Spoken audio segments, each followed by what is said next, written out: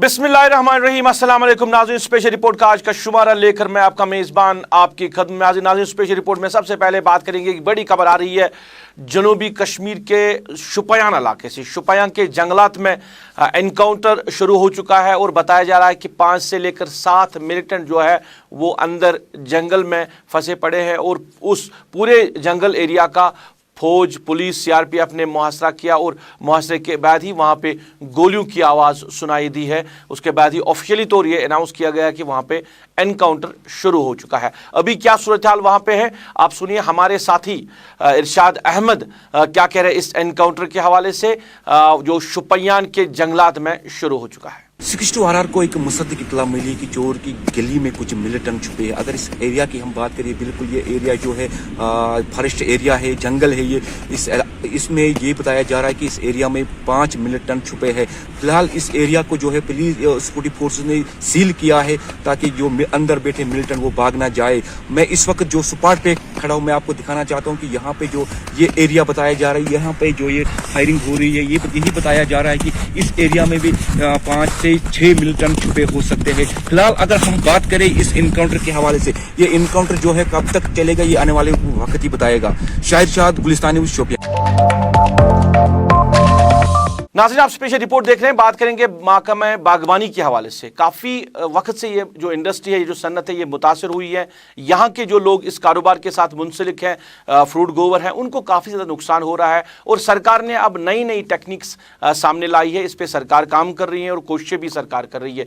इसी के एहतमाम से आज ज़िला बारामूला के कानिसपुरा इलाके में आज एक मेगा फेस्टिवल का एहतमाम किया गया था। इस मौके पर लेफ्टिनेंट गवर्नर मनोज सिन्हा मेहमान खुसूसी के तौर मौजूद रहे और उसके साथ साथ उनके adviser Farooq Ahmad Khan, chief secretary Jammu Kashmir UT, वो भी इस मौके पर मौजूद रहे और बाकी जो अफसरान हैं हॉर्टिकल्चर महकमे के, वो भी इस इवेंट में मौजूद रहे। इस मौके पर जो एक mega plantation drive, high density plantation drive का भी एहतमाम किया गया था। लेफ्टिनेंट गवर्नर ने इस मौके पर बात की। उन्होंने इस प्रोग्राम के हवाले से लोगों तक बात पहुंचाई, किस तरह हम नए नए तजुर्बात कर सकते हैं, नई नई टेक्निक्स इस्तेमाल में ला सकते हैं और जो यहाँ का फ्रूट है वो किस तरह दूसरे मार्केट में जा सकता है, कैसे यहाँ के ग्रोवर को फ़ायदा मिल सकता है। इस पूरे मामले पे लेफ्टिनेंट गवर्नर ने बात की, अपनी बात रखी है लोगों के सामने, ग्रोवर्स के सामने। आप वो बात सुनिए, क्या कहना है लेफ्टिनेंट गवर्नर मनोज सिन्हा जी का। बाकी विभागों की चर्चा नहीं करूंगा। कृषि विभाग के लिए देश के सम्माननीय प्रधानमंत्री जी ने इस वर्ष 2008 करोड़ रुपए जम्मू कश्मीर यूटी को दिए हैं। मैं समझता हूं कि हाईएस्ट एवर बजट इस बार कृषि के लिए प्राविधान के प्रति सरकार की जो प्रतिबद्धता है, कमिटमेंट है, ये इसको दर्शाता है। और बजट के अगले दिन आप में से जिन मित्रों ने कश्मीर के लोकल न्यूज़पेपर्स को पढ़ा होगा, सफल होगा। पिछले कुछ रोजगार भी बढ़ा है। अभी आपने देखा पिछले 2 सालों से वो कृषि के क्षेत्र में बल देते हैं कि 2022 तक मेगा हाई डेंसिटी प्लांटेशन 4 गुनी आमदनी यहाँ के किसानों की बढ़ने वाली है। प्रिंसिपल सेक्रेटरी हॉर्टिकल्चर डिपार्टमेंट नवीन कुमार चौधरी ने गुलिस्तान न्यूज़ के साथ बात की और आज के प्रोग्राम के हवाले से बात की कि इस प्रोग्राम का क्या मकसद है और आइंदा भी इस तरह के प्रोग्राम्स किए जाएंगे। मुख्तलिफ अजला में इस तरह के प्रोग्राम्स किए जाएंगे और आज भी किए गए हैं ताकि लोगों तक इन्फॉर्मेशन पहुँचे, लोगों तक बात पहुँचाई जाए कि हाई डेंसिटी प्लांटेशन का मकसद क्या है, इससे लोगों को कितना फ़ायदा मिल सकता है। आप सुनिए नवीन कुमार चौधरी का क्या कहना है इस प्रोग्राम के हवाले से। लोगों तक सरकार ने उनके लिए क्या क्या स्कीमें बनाई हैं, क्या क्या सहूलियात फराहमत करी है, उनकी पूरी जानकारी पहुंचे और लोग इसका फ़ायदा उठा के अपनी तरक्की कर सके। अभी तक जो एग्रीकल्चर का जो एक फोकस था या हॉर्टिकल्चर का सिर्फ प्रोडक्शन करना अभी भी फोकस रहेगा, उसको कई गुना आगे ले जाने की ज़रूरत है। लेकिन प्रोडक्शन से ज़्यादा अब दौर आ गया है कि उसको वैल्यू एडिशन में कन्वर्ट करना, उसको पैकेजिंग करना, अच्छी मार्केटिंग करना और देश और दुनिया के बाज़ारों तक अपना सामान उस क्वालिटी का बनाना कि वहाँ तक जाके बिक सके। तभी यहाँ की आर्थिक उन्नति होगी और लोगों की ज़िंदगी खुशहाल होगी। तो इस उसकी तरफ इस प्रोग्राम का एक मकसद था। ये सारे एग्जीबिशन और स्टॉल उसी मकसद से लगाए गए हैं कि लोगों को पूरी तरह से जानकारी मिल सके। देखिए, उसमें एक्शन होना चाहिए। रेवेन्यू डिपार्टमेंट का एक ये खास मकसद है कि एग्रीकल्चरल लैंड का कन्वर्सन कम से कम हो, लेकिन लोग भी करते जा रहे हैं। इसमें लोगों का भी ताबून चाहिए। ये अकेला सरकार नहीं कर सकती। अगर आप ये विशाल विशाल महल बनाएंगे खेतों में जाकर, rather than non agricultural land पे बनाने की, सरकार के भी एक लिमिटेशन होती है, कितनों को रोक पाएगी। बट अगर रेवेन्यू डिपार्टमेंट इस पे कार्रवाई शुरू करे, कुछ केसेस में कार्रवाई करे, तो दूसरों को भी मैसेज जाएगा। साल हो गए केसीसी 12 साल के बाद केसीसी लोन नहीं होता है माफ। केसीसी लोन अगर आप माफ करेंगे, अरे बैंक के पास किसका पैसा होता है? मेरा पैसा होता है, आपका पैसा होता है। वो माफ करेगा तो उसको कौन पैसा देगा? मुझे कौन पैसा वापस देगा? वो माफी का दौर वो सब खत्म हो चुका। केसीसी लोन एक सहूलियात है जिसमें 1,60,000 तक का लोन जो है फार्मर्स बगैर किसी कोलेटरल के, बगैर किसी गारंटी के ले सकता है। और ये सहूलियत तभी बरकरार रहेगी कि लोग ले फिर उसको वापस भी करें। ये नहीं देने का ये कोई डिमांड किसी भी बहाने से कर लेना वो नहीं चलता है। कहीं जब होता है, ऐसा हुआ था जब कुछ 2014 का फ्लड आया था तो हुआ था। उस फ्लड को आप क्या 25 साल तक याद करेंगे? देखिए, एक लिमिटेशन होती है सरकार की हर चीज की कंपेंसेशन देने में। फिर तो मैं खुद ही आग लगा दूं, कहूँ रात को कोई घर मेरा लगा गया आग। पॉइंट ये है कि जहाँ जहाँ सहूलियात अवेलेबल है, हम उनको सीड से लेके फर्टिलाइजर सब्सिडी से लेके मशीनरी सब्सिडी, हर तरह की सुविधाएं दे रहे हैं। अब आप ये तो मत कहो कि आप ही आके हमारा खेत जोत जाओ और हमें घर तक माल पहुंचा जाओ फसल का। नाज़रीन, बात हो रही थी हॉर्टिकल्चर महकमे के मेगा इवेंट के हवाले से। आप अगर बात करें तो टूरिज्म डिपार्टमेंट भी इसी तरह के प्रोग्राम्स कर रहे हैं ताकि यहाँ पे टूरिज्म को प्रमोट किया जाए। बाहर मुख्तलिफ रियासतों से या मुख्तलिफ मुल्कों से यहाँ पे टूरिस्ट आए और यहाँ से लुत्फ़ अंदोज़ हो और यहाँ के जो लोग टूरिस्ट सन्नत के साथ वाबस्ता है उनको फ़ायदा मिले। अगर हम मार्च तक की बात करें तो तकरीबन जो एदाद शुमार महकमे के ज़िम्मेदारों ने दिए हैं, तकरीबन 1 लाख तक टूरिस्टों ने यहाँ पे जो बाहर के मुख्तलिफ रियासतों के टूरिस्ट या मुख्तलिफ मुल्कों के टूरिस्ट यहाँ पे आए थे। मार्च तक की अगर हम बात करें तो तकरीबन 1 लाख तक टूरिस्ट यहाँ पे आया था, विंटर टूरिस्ट जो यहाँ से लुत्फ़ अंदोज़ होकर चले गए हैं। आज इसी सिलसिले की कड़ी में टूरिज्म को प्रमोट करने के हवाले से मेगा इवेंट जो है टूलिप मेगा इवेंट का इनेकाद किया गया है, जहाँ पे टूलिप गार्डन जो श्रीनगर में है वो 2 दिन का ये मेगा फेस्टिवल रहेगा। और उम्मीद लगाया है कि मुख्तलिफ जो मुल्कों से या मुख्तलिफ रियासतों से टूरिस्ट यहाँ पे आके लुत्फ़ अंदोज़ हो सकते हैं। मकसद इसका ये है कि टूरिज़म की प्रमोशन, ज़्यादा से ज़्यादा लोग वारिद कश्मीर हो और यहाँ पे वो मुख्तलिफ जो टूरिस्ट स्पॉट्स हैं वहाँ पे चले जाए ताकि जो टूरिस्ट यहाँ पे ये जो इंडस्ट्री काफ़ी मुतासिर हुई थी इसको दोबारा से बूस्ट मिले। इस पे जो ज़िम्मेदारान हैं महकमे के वो काम कर रहे हैं और इसी की कड़ी में आज टूलिप गार्डन में इस तरह का फेस्टिवल का इनेकाद किया गया है।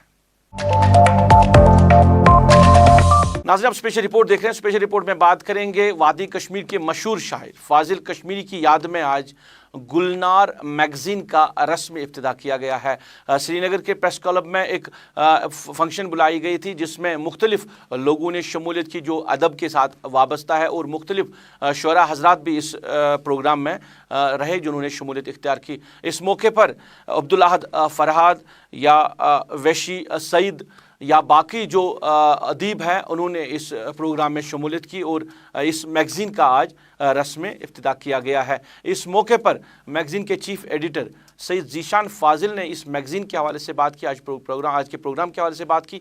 हम आपकी नज़र करते हैं क्या कहना है उनका, आप सुनिए। गुलनार मैगज़ीन जो है ये अभी 4 महीने पहले मुझे ख़्याल आया कि इसको छापा जाए। कुछ मुनफरिद मज़ामीन हैं इसमें और एक सोच लेकर मैं आगे बढ़ा हूँ। कुछ ऐसी चीज़ें हैं जिन पर कलम नहीं उठाया गया है अभी तक और आगे भी मेरी कोशिश यही रहेगी कि जिन चीज़ों पर कलम नहीं उठाया गया है उन पर मैं अदीबों से गुजारिश करूँगा कि वो उन पर लिखें और उन चीज़ों को इस मैगज़ीन में शामिल किया जाएगा। फ़िलहाल ये सेमाही मैगज़ीन है लेकिन इसको माहाना बनाया जाएगा और हर महीने ये छपा करेगा। दूसरी किस्त जो इस मैगज़ीन की है वो अभी जुलाई में शेड्यूल है जिसके लिए हमने तैयारी कर ली है, लेकिन उसके बाद सोचता हूँ कि ये शायद महीने में रिजा हुआ करेगा। नाज़रीन, आप स्पेशल रिपोर्ट देख रहे हैं। बात करेंगे लोगों के मसाइल के हवाले से। आए रोज़ लोग एहतजाज करते हैं, शिकायतें करते हैं कि जो बेसिक ज़रूरियत लोगों को मिलनी चाहिए वो पूरी तरह नहीं मिल रही है उनको, और जिसकी वजह से लोग परेशान हैं। शाहजिन त्राल के इलाके की बात करें, वहाँ के लोगों ने जो उनको बेसिक ज़रूरियत नहीं मिल रही है उसके हवाले से उन्होंने आज वहाँ पर एहतजाज किया। सड़कों की खस्ताहाली को लेकर, पीने के पानी के हवाले से उन्होंने एहतजाज किया, और साथ ही उन्होंने वहाँ पे जो कायम एक प्राइमरी स्कूल है उस हवाले से भी उन्होंने बात रखी है और अपने खदशात का इजहार किया कि इलाके में जो प्राइमरी स्कूल है काफ़ी दूर बस्ती है ये। अगर हम त्राल इलाके की बात करें, जो प्राइमरी स्कूल है उसकी जो इमारत है वो खस्ता हो चुकी है, और प्राइमरी स्कूल में असातिज़ा साहिबान भी जो है, जो स्टाफ वहाँ पे होना चाहिए वो नहीं है, जिसकी वजह से बच्चों की तालीम पे असर पड़ रहा है। लोगों ने इस हवाले से किस तरह बात की, किस तरह खदशात का इजहार किया, किस तरह अपनी बात रखी, ग्रीवेंसेस जो उनकी हैं, हम आपकी नज़र करते हैं। आप सुनिए लोगों का क्या कहना है इस हवाले से। सर, हमारी बहुत से बड़ी मुश्किलात ये है सर, हमारे स्कूल के बहुत मुश्किलात है। 35 सालों से यहाँ स्कूल बना है सर, यहाँ पर 50-60 बच्चे पढ़ते हैं सर इसमें बहुत मुश्किलात है। टीचरों की मुश्किलात है। यहाँ पर 3 ही टीचर है, सो खाली आते हैं सर। पार साल से 5 थे, इस साल 3 ही टीचर है सर। उनमें से 2 निकाल कर SDC साहब पार इस साल यहाँ आया, उसे आपने पास रख दिया सर उनको सर। और हमारी गुजारिश है गवर्नमेंट साहब से, हमारी जो सड़क है उसके बारे में थोड़ा ध्यान दें। यहाँ पर 15 किलोमीटर हमको पैदल जाना पड़ता है सर। अगर कोई बीमार हो जाता है सर, हमको कांधे पर बिठाकर और घोड़ों पर ले जाना जाता है सर। हम इस साल बहुत मुश्किलात में है सर। बारिश हो गई, बहुत बर्फबारी हुई और हमको कंधे पर उठाकर ले जाना पड़ता है इस बीमारों को सर। बहुत मुश्किलात हमको ये है। तीसरी मुश्किलात सर ये हमारे बिजली के यहाँ पर खम्भे लगाए गए हैं 2002 में, अभी तक तार बिछाई नहीं है। यहाँ 3 घर है जिनको तार है और उनको एग्रीमेंट भी है सर। हमारी बहुत मुश्किलात यही है सर पावर के बारे में। और हमारी मुश्किलात है सर पाइप, यहाँ पर पानी नहीं है। जब बारिश पड़ता है हमको पानी मिलता है, यहाँ पर मोमजाम से सर इन पाइपों को बांधा रखा है और इसमें पाइप ही नहीं बिछाया गया है। यहाँ से लगभग 50 घर नीचे है, उनको अभी तक पाइप नहीं बिछाया गया है। हमारे गवर्नमेंट साहब से ये अपील है, हमारी जो गांव है यहाँ पर थोड़ा ध्यान दे, हमारी मुश्किल हल हो जाए। इधर ज़िला पहलगाम के रकिनतार इलाके से भी लोगों ने इस हवाले से शिकायत की। इलाके में एक प्राइमरी स्कूल कायम है जहाँ पे 40 से ज़्यादा तलबा व तालबात जो है वो तालीम हासिल कर रहे हैं, मगर स्कूल में एक तो बिल्डिंग सही नहीं है, मुकम्मल नहीं है, जिसकी वजह से उनको परेशानी है। और दूसरा, वहाँ पे 40 तलबा को पढ़ाने के लिए एक फ़ीमेल असातिज़ा साहिबान को वहाँ पे लगाया गया है, मुकर्रर किया गया है, उनको ड्यूटी रखी गई है जो बच्चों को वहाँ पे पढ़ा रही है। लोगों ने इस हवाले से शिकायत की महकमे के ख़िलाफ़ कि एक उसातिज़ा साहिबान 40 बच्चों को कैसे पढ़ा सकता है, और एक फ़ीमेल टीचर है जिसको काफ़ी दूर से आना पड़ता है। तो उन्होंने इस हवाले से ज़िम्मेदारों से अपील की कि स्कूल में टीचर्स को तैनात किया जाए ताकि बच्चे जो है वो बेहतर तरीके से तालीम हासिल कर सके। आप सुनिए लोगों का क्या कहना है इस हवाले से। अच्छा जनाब, स्कूल प्रॉब्लम अच्छे स्कूलस मं बच्चन हूँ रोल 45। अच्छे मैडम सह दूर पे लड़ी टीचर जंगल पे लिद्रु गाँव पे तत 3 किलोमीटर। लिहाजा मेहरबानी कर ये मतलब अगर सोन वात ये एजुकेशन डिपार्टमेंटस तान गो ब्या मास्टर लेडी अम सद बदल अगर ब्या अगर जेंडर मास्टर गई बेहतर। रोल 45। वो स्कूल जो था क्लब हुआ था गुजरान लिद्रु के साथ। फिर लोगों की डिमांड आई कि क्योंकि उनको तकरीबन 1.5 किलोमीटर पैदल बच्चों को जाना पड़ता था वहाँ पे, तो इसलिए फिर मैंने वो दोबारा वापस रकनतार में स्कूल को भिजवाया, जबकि वहाँ पे टीचर 2 होने चाहिए थे, वहाँ पे 1 ही है। तो जहाँ तक स्कूलों, हमारे जो अपर एरिया में स्कूल हैं खासकर गुजर बस्तियों में, उन सब की यही हालत है। मैंने एक एजुकेशन डिपार्टमेंट की मीटिंग ली और वहाँ पे जब मैंने देखा कहीं पे 12 बच्चे और 4 टीचर हैं, और कहीं पे 20 बच्चे और 10 टीचर हैं। लेकिन उसमें यही है कि असर रसूख रखने वाले लोग जो है, जिनकी बीवियां या जिनका कोई किसी अच्छे बड़े खासे पोस्ट पे कोई अफसर है, तो जो ही एजुकेशन वालों ने यही कहा कि हम जब भी ये इनको कहीं पे ट्रांसफ़र करते हैं तो हमें फ़ोन आ जाता है कि भाई इसको यहीं रहने दो क्योंकि ये ऊपर नहीं जाएगा। तो इसलिए मेरी आपके माध्यम से सरकार से गुजारिश है, खासकर LG साहब से, कि हमारे इन स्कूलों की तरफ ख़ास तवज्जो दी जाए ताकि हमारे बच्चे भी पढ़ लिख कर आगे जा पाएँ।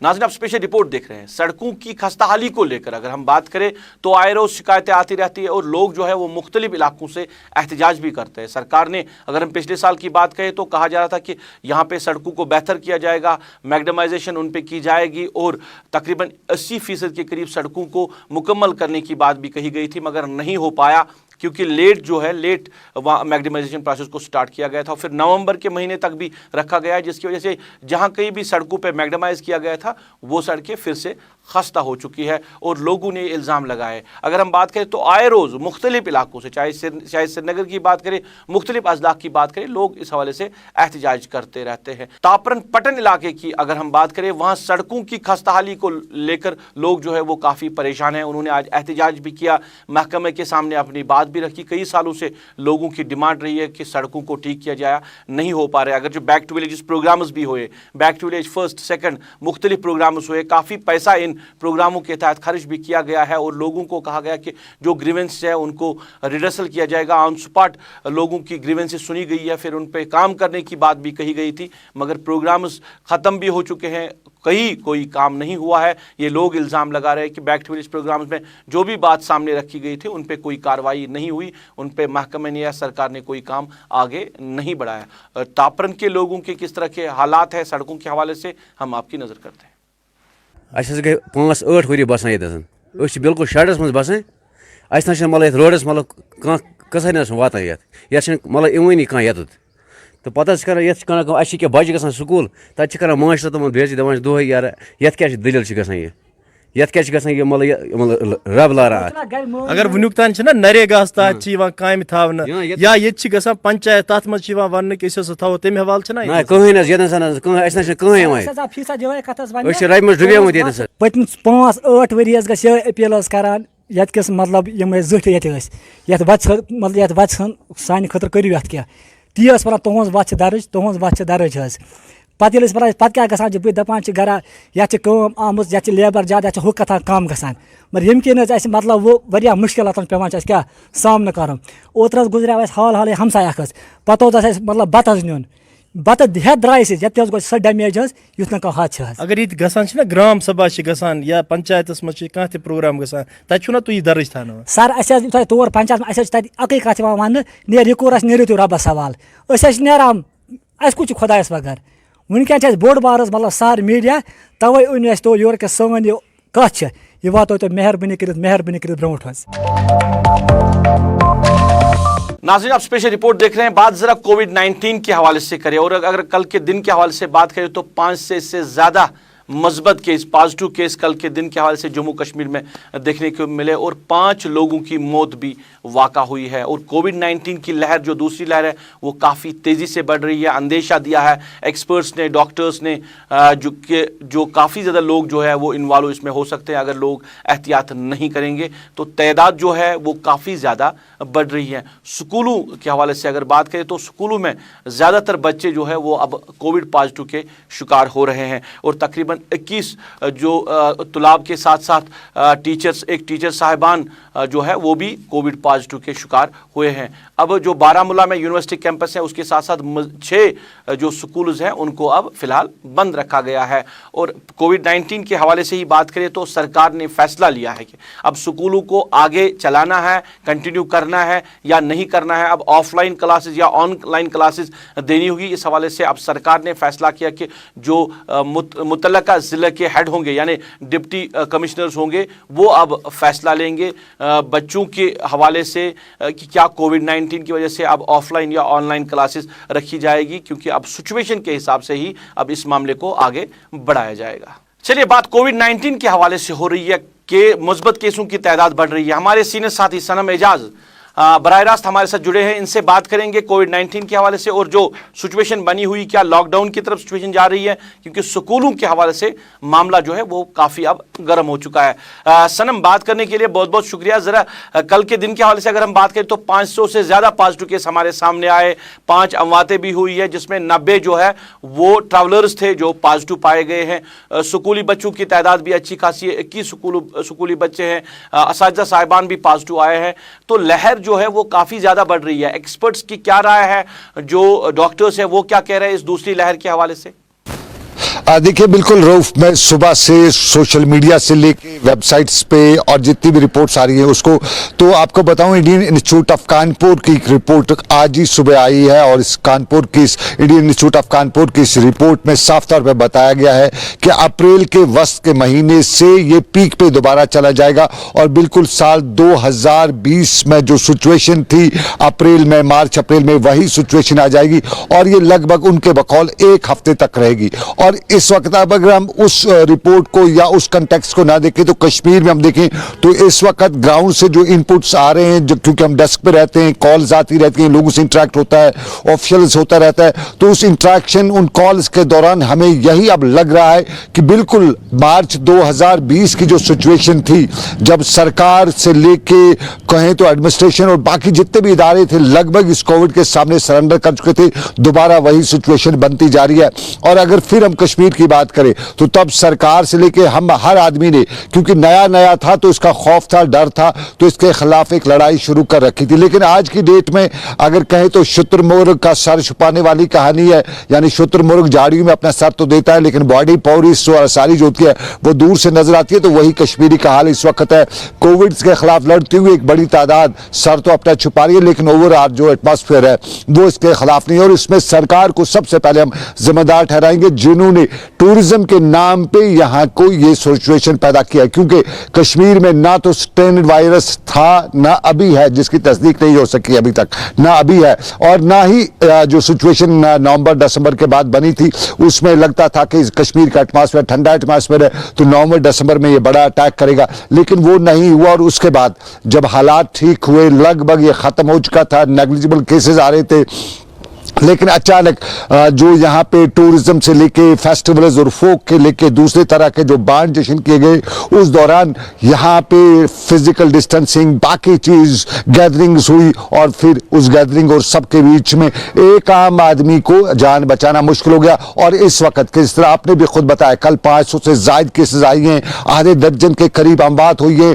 स्कूलों में हाहाकार मची है और स्कूलों के साथ साथ स्कूलों का हमें नजर आता है लेकिन हाहाकार हर तरफ मची हुई है, मार्केट में मची हुई है। एक चीज जानना चाहूंगा, आप स्कूलों के हवाले से बात करें, क्योंकि वालिदैन जो है वो कहीं ना कहीं खौफ हिरास वालिदैन में है, क्योंकि छोटे बच्चे से लेकर बड़े जो स्टूडेंट्स हैं वो स्कूल जा रहे हैं। मगर अब सरकार ने जो है फैसला लिया है, कल के अगर ऑर्डरनामे के हवाले से बात करें तो जो जिला तरक्याती कमिश्नर्स हैं वो अब फैसला लेंगे अपने अपने अजला के हवाले से कि किस तरह की सिचुएशन बनी है। बच्चों को नुक्ते नजर रखते हुए अब स्कूलों में ऑफलाइन या ऑनलाइन क्लासेस देने का फैसला है वो अब डिप्टी कमिश्नर हजरात करेंगे। पहले स्कूल खोलने का फैसला, अब ये नया फैसला आपको क्या लग रहा है कि ऑफलाइन क्लासेस या ऑनलाइन क्लासेस के बीच में अब बच्चों का मुस्तकबिल भी दांव पे लगा हुआ है? देखिए यहाँ गाँव हम लोग बताएं तो पूरा सबका जो फ्यूचर है, चाहे वो स्टेट हो, चाहे आम इंडिविजुअल हो, चाहे कोई और इदारा हो, सबका फ्यूचर इस कोविड ने दाव पे लगा रखा है। और ये हमारी बात नहीं है, दुनिया के बड़े बड़े मुल्कों को इसने दाव पे रखा है, तो हमारा या यूं कहें साउथ एशियन कंट्रीज किस खेत की मूली है।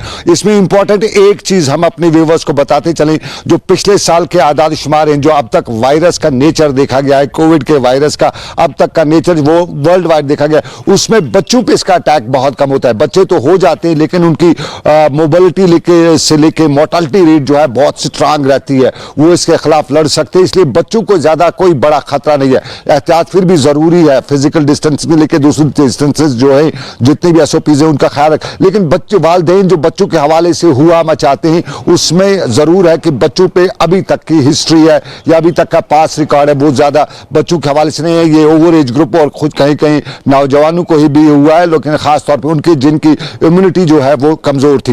लेकिन एक चीज जरूरी है, ऑफलाइन और ऑनलाइन के बीच में बच्चे और असातिज़ा फंसे हुए हैं। कुछ लोग बात का बतंगड़ भी बताते हैं। मैं ये भी कहूंगा कि हर पेरेंट ये नहीं है, लेकिन उसको भी for the sake of news या for the sake of argument कभी कभी ऐसे बवाल चढ़ा, मेरे बच्चा क्या करेगा वो करेगा। लेकिन ओवरऑल ये सरकार की वेलफेयर स्टेट की जिम्मेदारी है कि वो इन सभी मामलात पे ख्याल रखे और एक्सपर्ट्स की जो राय है वो उस पर जरूर ले और बच्चों को ऑफलाइन ऑनलाइन के बीच में फंसाया ना जाए, क्योंकि पिछले साल भी हमारे बच्चे ठीक है, हमारे यहाँ बाकी मामला थे, लेकिन तालीम के मैदान पे हमें देखना है, हमें समझौता नहीं करना है और किसी न किसी तरह से हमें अपने आप को, जो भी बच्चा है, जो भी आदमी है, जो भी बचता है, उसको तालीम जरूर हासिल करनी चाहिए और उसमें कोई समझौता नहीं है। ओवरऑल बाकी मामलात पे 2 वक्त की रोटी नहीं तो 1 वक्त की रोटी खाली गुजारा हो जाएगा।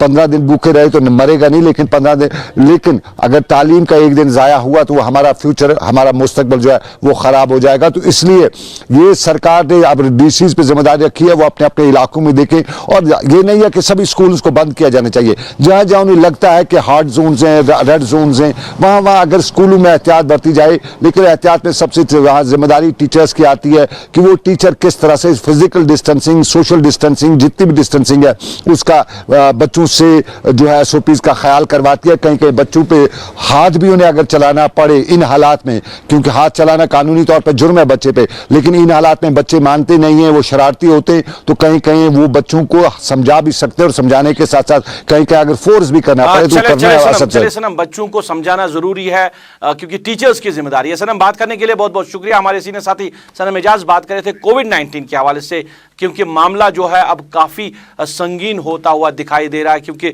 जिस तरह कल के दिन के हवाले से या एक हफ्ते की अगर हम तादाद की बात करें तो काफ़ी ज़्यादा लोग जो है वो मुतासिर हो रहे हैं दोबारा से कोविड-19 में। स्कूलों पे असर पड़ रहा है, बच्चों के तालीम पे असर पड़ रहा है। ज़िला तरक्याती कमिश्नर साहब फैसला लेंगे कि क्या बच्चों को आगे स्कूल जाना है या नहीं जाना है, या ऑफलाइन या ऑनलाइन क्लासेस के हवाले से अब ज़िला तरक्याती कमिश्नर फैसला लेंगे। मगर जहाँ SOPs की बात है, जहाँ स्कूल में आपके 2 कमरे हैं और 2 कमरों में आपको 8 क्लासेस पढ़ाने पड़ते हैं, वहाँ SOPs का ख्याल कैसे रखा जाएगा, वहाँ सोशल डिस्टेंस कैसे होगी, ये एक बड़ा सवाल है। सरकार इस हवाले से सरकार को सोचना चाहिए कि कहीं ना कहीं बच्चों के मुस्तकबिल के हवाले से एक बेहतर फैसला लेने की ज़रूरत है।